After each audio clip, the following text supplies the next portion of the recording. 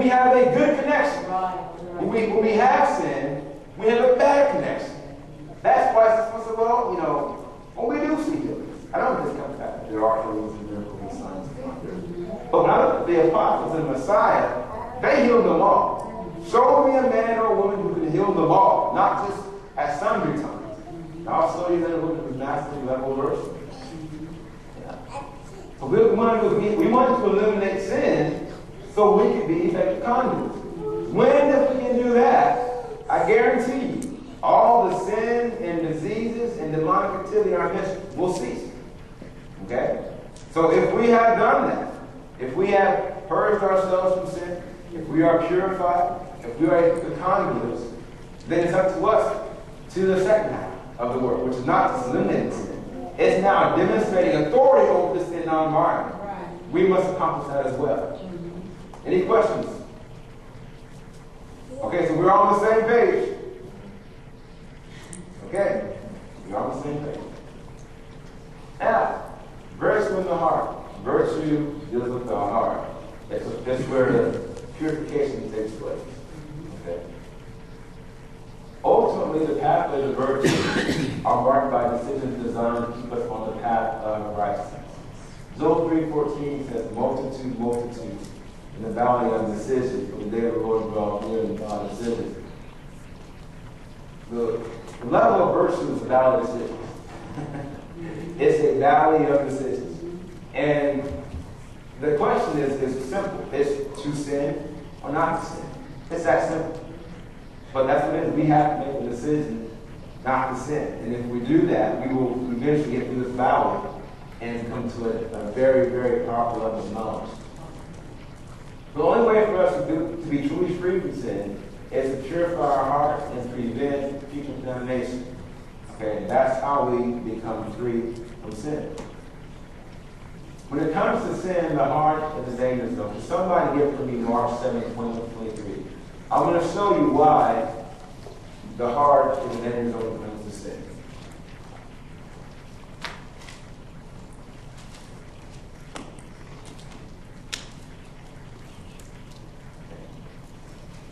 For from within, out of the heart of men proceed evil reasonings, adultery, whorings, murders, thefts, greedy desires, wickednesses, deceit, indecency, an evil eye, blasphemy, pride, foolishness. All these wicked matters come from within and defile a man. Did you hear all those things she just read? Essentially, everything evil comes from the heart. And that's what defiles us. So when it comes to sin, the heart's the danger zone. It's the danger zone. So the effect of virtue is to change our hearts and the intents thereof. Okay? The faith was to change the mind and the thoughts thereof. Now we're changing our hearts and our intentions. This purification is what allows us to make the right decisions in accordance with the Father's will. Keep going here. Now, changing the heart is one of the most difficult undertakings of all time. Why do you think that is? Why is changing our heart so hard? Why is changing our heart harder than changing our mind? Because we harbor all kind of hate and wickedness there. It's also the center of who we are. I mean, it's the seat of everything. What we care about, what we love, our treasures, where our heart is, our treasures there. So it's yes. The center of our existence of our life. Yes, very good. Anybody else? Why is the heart so hard to change?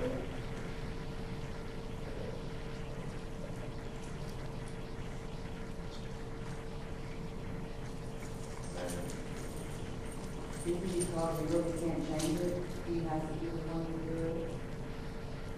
He said in that day, he would break down that stony heart. I'm just going out there. It may be wrong. No, it's not wrong. It's not wrong.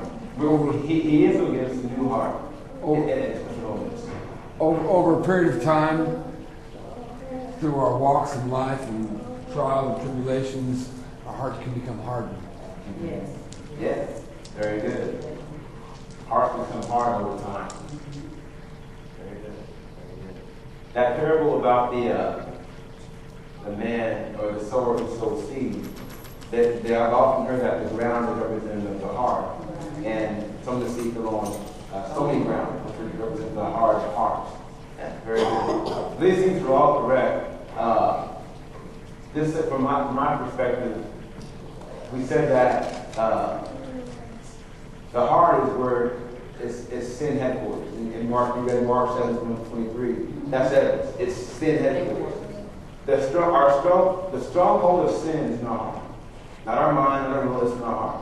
And it's become difficult because that makes it hard. That makes us rebellious in some degree. And it's just a difficult undertaking. But the power of the Holy Spirit is possible. Yes. Now when we go back to our residential example, where our heart is our home, our mind is our yard, and the will is the county board view. Now, sin represents the original sin of our heart. So before we have the Spirit and the responsibility for holiness, sin is the original sin. Okay? All those ungodly thoughts are his buddies. The ones that were coming in and out as they pleased before we had a fence of faith and armed guard of obedience. Those were his buddies. He was the landlord. He was the tenant. Okay?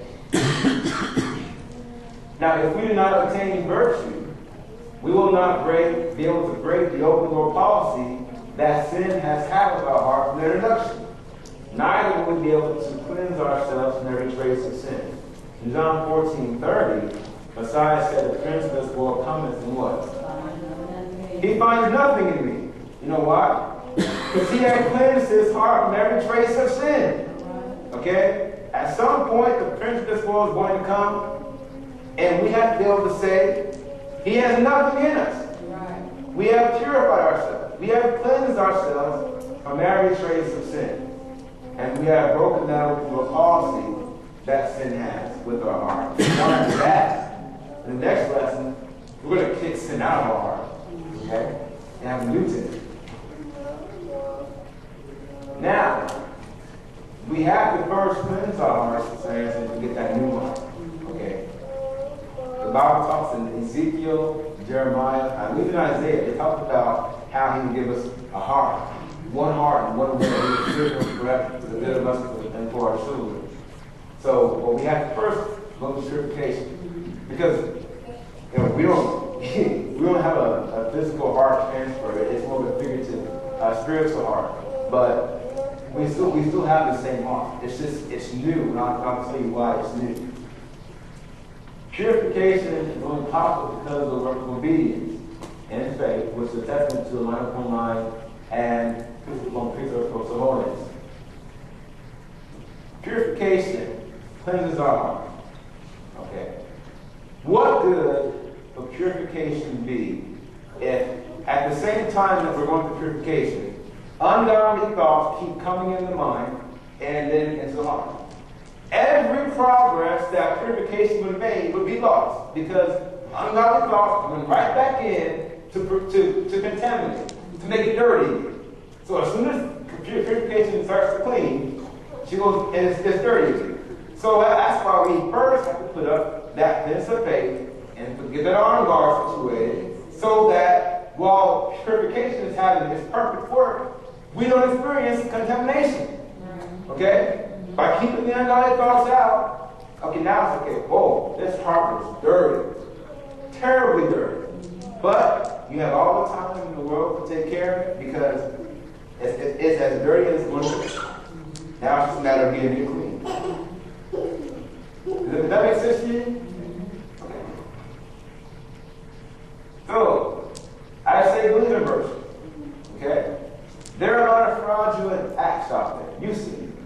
We were watching a Little House on the Prairie recently, and there was this faith healer, and Miss Denver, and everyone was excited because he told us, we saw it. He told this woman, he said, "By the power of the Lord,